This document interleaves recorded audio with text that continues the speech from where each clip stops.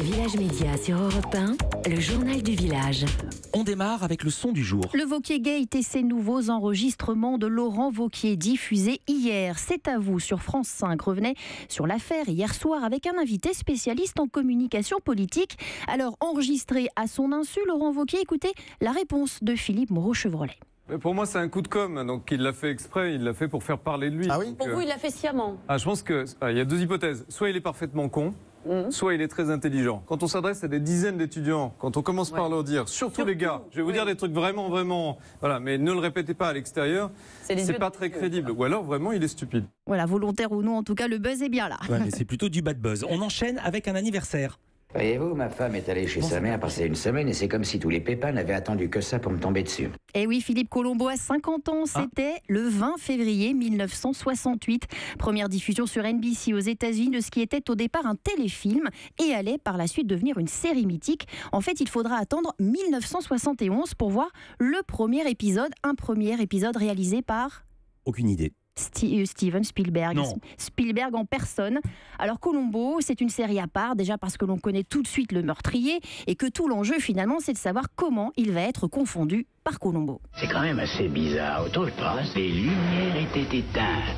Il aurait été impossible aux deux hommes de s'entretuer dans une salle complètement sombre. Voilà, Colombo incarné par l'acteur américain Peter Falk tout au long de la série et surtout sa voix française reconnaissable entre toutes, celle de Serge Sauvion. Bref, Colombo à 50 ans passe toujours à la télévision française. Il fait les beaux jours des chaînes de la TNT. Tenez, pas plus tard que ce soir, TV Braze, 23h55. Quel épisode ? Allez, c'était une question piège. L'histoire a le vent en poupe sur France 2. Après le succès du premier numéro de la fabuleuse histoire présentée par Stéphane Bern et consacrée à l'histoire du restaurant, France 2 prépare une mini-série sur Victor Hugo. 4 épisodes de 52 minutes, coproduits par Point du Jour et Quad Télévision. Victor Hugo sera interprété par Yannick Chouara, que l'on a découvert dans Caméra Café, et c'est Isabelle Carré qui incarnera Juliette Drouet. Le tournage débute au mois d'avril. Un retour maintenant. Le retour de la reine de la déco, Valérie Damido, ce sera en access sur TF1. Ça s'appelle Les As de la déco, une émission testée avec succès en Belgique à l'automne dernier.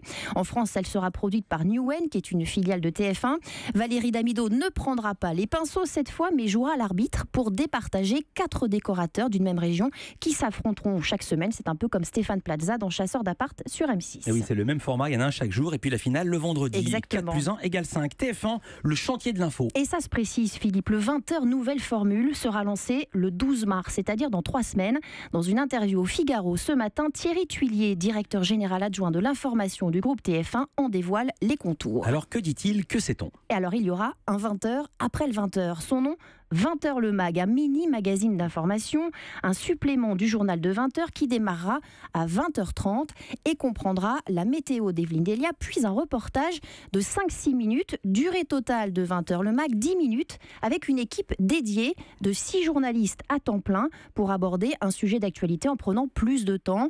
20h le Mag va remplacer Nos chers voisins et précédera Canteloup. Canteloup qui reste, et cette demi-heure d'avant prime time est stratégique. Oui, en raccourcissant le JT, 30 minutes maximum, puis en proposant un nouveau magazine d'information, TF1 glisse entre les deux une coupure pub, stratégique effectivement, puisque c'est l'heure où le tarif des spots est le plus élevé. Quand le CSA avait donné son feu vert l'été dernier, il avait estimé l'opération à un gain de 10 à 40 millions d'euros par an. TF1 a donc clairement un objectif d'audience pour ce 20h le Mag et ne s'en cache pas, 20% du public. Merci beaucoup, Soisy. Boisard, un commentaire, Yves Bigot ? Un magazine en plus des magazines ? Alors, je pense que Thierry Tuillier avait déjà lancé ça à France 2, donc c'est logique qu'il amène ses idées à TF1 par la suite.